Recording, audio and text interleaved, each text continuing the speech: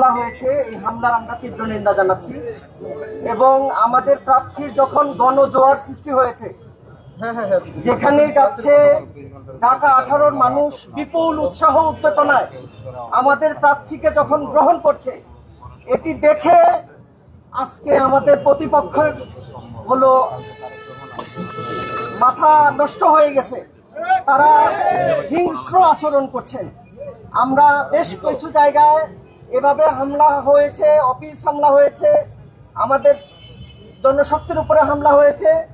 আমরা time to time তাদের প্রার্থীকে জানিয়েছি এবং আমরা বলেছি যাতে করে এই সমস্যার সমাধান হয়ে যায়, কিন্তু আমরা দেখছি দিন দিন তারা আরো বেশি হিংস্র হচ্ছে। সুতরাং আমরা এখন সামগ্রিক আজকের হামলার উপর বিষয় নিয়ে কথা বলার জন্য আহ্বান করছি ঢাকা 18 আসনের শাপনাকলি মার্কার সংসদ সদস্য প্রার্থী এবং নির্বাচনীয় যে 11 দলীয় জোট, এই জোট মনোনীত সংসদ সদস্য প্রার্থী জনাব আরিফুল ইসলাম। কথা বলছেন জনাব আরিফুল ইসলাম।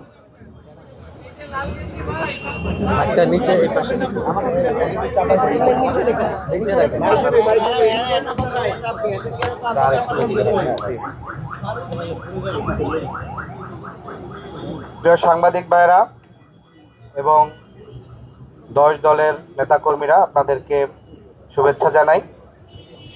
আমরা খুবই একটি অত্যন্ত দুঃখজনক ঘটনার বিষয়ে আপনাদেরকে অবগত করে জন্য এই জরুরি সংবাদ সম্মেলন ডেকেছি। আপনারা জানেন যে 22 জানুয়ারি অফিসিয়ালি নির্বাচনী প্রচারণা শুরুর পরে আমরা ধারাবাহিকভাবে বিভিন্ন ওয়ার্ডে আমাদের নির্বাচনী কার্যক্রম চালাচ্ছিলাম। তারই ধারাবাহিকতায় আমরা আজকে সকাল 8:30টার দিকে ডুমনি বাজার থেকে আমাদের নির্বাচনী প্রচারণা শুরু করি এবং সেটি আমরা হেঁটে যখন সামনে নূরপাড়া মাদ্রাসা এরিয়ায় যখন যাই, সেখানে হচ্ছে আমাদের যাওয়ার সাথে সাথে অতর্কিতভাবে 43 নং ওয়ার্ড বিএনপির সভাপতি জনাব দিদার মোল্লা তিনি অতর্কিতভাবে হামলা করেন তার সন্ত্রাসী বাহিনী নিয়ে। এবং সেই হামলায় নূরপাড়া মাদ্রাসার যে প্রিন্সিপাল ছিলেন বরকতুল্লাহ স্যার, তিনি নিজে আহত হন। তার ভাই হেদায়েতুল্লাহ সহ আমাদের জামাত ইসলামের ওয়ার্ডের দায়িত্বশীল আলমগীর আলম এবং সাকিব হোসেন সহ মোট 10 জনের মতন আহত হয়েছেন। আমরা তাদের প্রাথমিক চিকিৎসার জন্য হাসপাতালে নিয়েছি। হামলার যারা নেতৃত্ব দিয়েছেন সেখানে 43 নং ওয়ার্ড বিএনপির সভাপতি মোহাম্মদ দিদার আহমেদ মোল্লা, একই সাথে তার সাথে ছিলেন মোহাম্মদ সেলিম মিয়া, মোহাম্মদ ইসরাফিল, মোহাম্মদ নাহিদ, মোহাম্মদ রানা আহমেদ এবং সোহেল আহমেদ গং। এবং একই সাথে হামলায়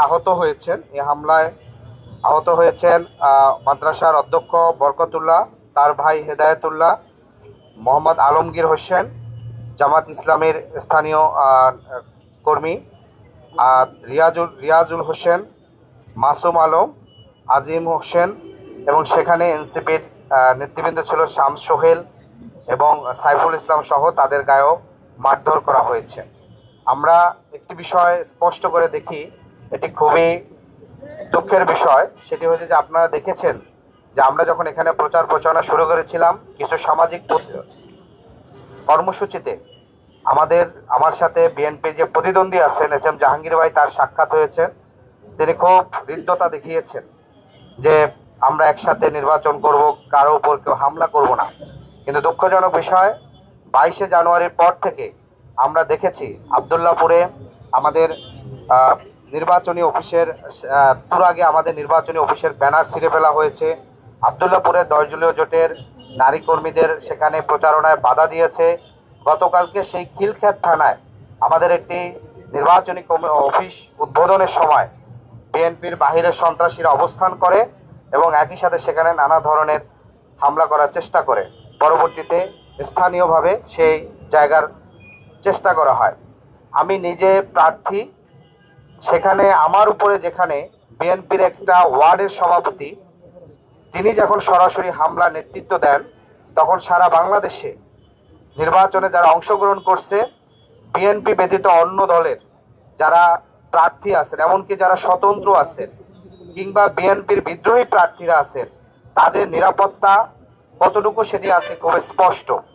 আমরা দেখেছিলাম আওয়ামী লীগের সময় জাতীয় নির্বাচনের পূর্বে যারা শক্ত ক্যান্ডিডেট থাকতেন তাদেরকে নানাভাবে হামলা মামলা করে নির্বাচনী এলাকায় প্রবেশ করতে দেওয়া হতো না।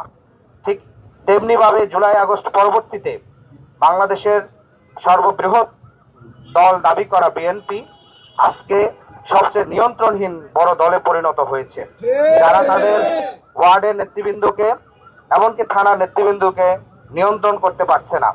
আমরা খুব স্পষ্ট আকারে বলতে চাই যে আইন শৃঙ্খলা বাহিনীকে যারা হামলা করেছে তাদের ফুটেজ স্পষ্টভাবে সেখানে আছে।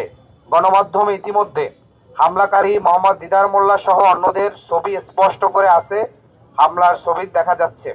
আমরা আশা করব আগামী 24 ঘন্টার মধ্যে মোহাম্মদ দিদার মোল্লাকে, বিএনপিকে, জনাব তারেক রহমানকে, তার সকল দিদার মোল্লাকে সাংগঠনিক পদ থেকে বহিষ্কার করে এবং আইন শৃঙ্খলা বাহিনীকে তাকে 24 ঘন্টার মধ্যে আটক করতে হবে।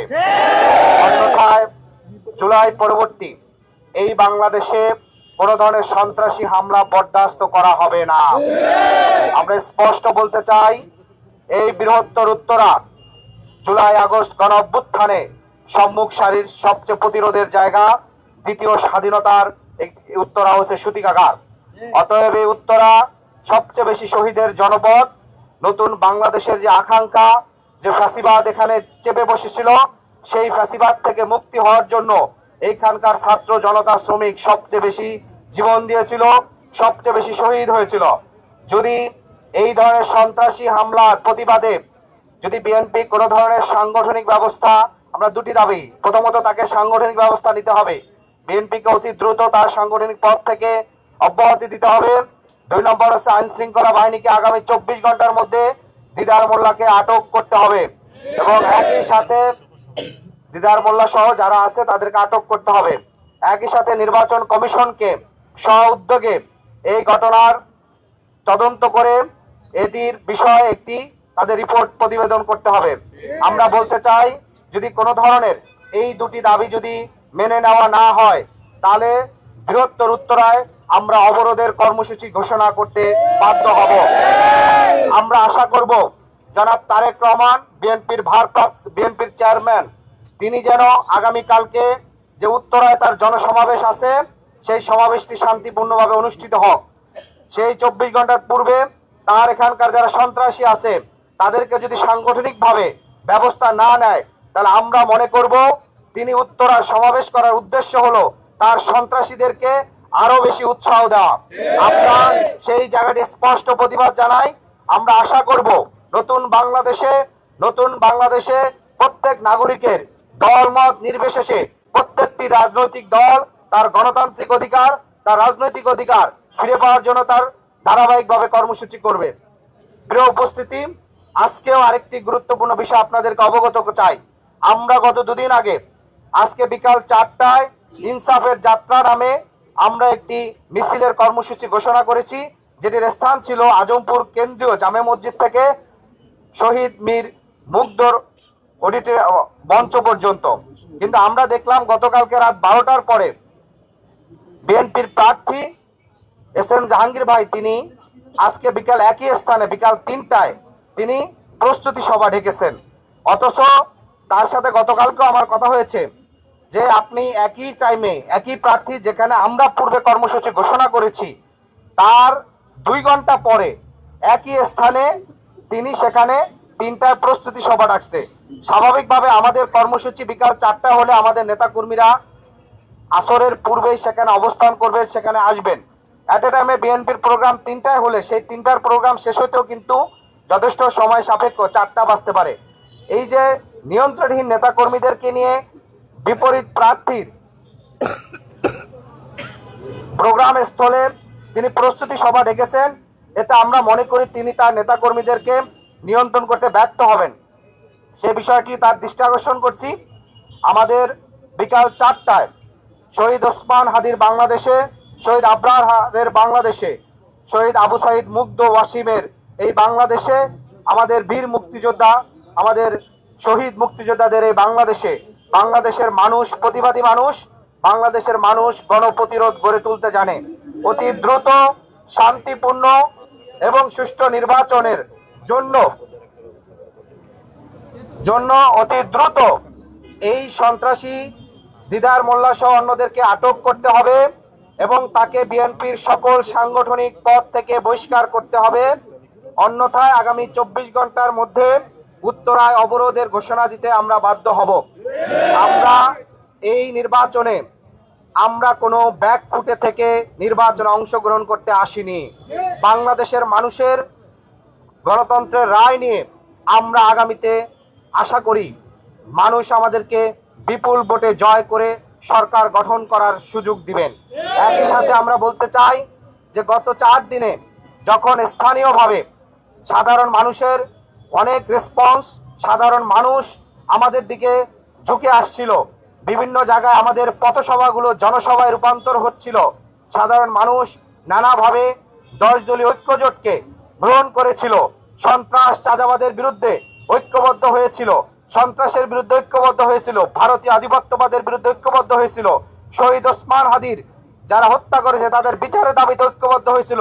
সেই মোমেন্টে বিএনপির প্রার্থী ভীত সন্ত্রস্ত হয়ে স্থানীয় সন্ত্রাসীদের দ্বারা এ ধরনের অপ্রীতিকর ঘটনার চেষ্টা করছেন। আমরা তার এই ন্যাক্কারজনক ঘটনা থেকে বিরত থাকার আহ্বান জানাবো। একই সাথে আমাদের সকল নেতাকর্মীরা সাংগঠনিকভাবে, রাজনৈতিকভাবে যে কোনো ধরনের হামলার প্রতিরোধ করার জন্য প্রস্তুত থাকবে। আপনারা যারা উপস্থিত হয়েছেন সবাইকে ধন্যবাদ।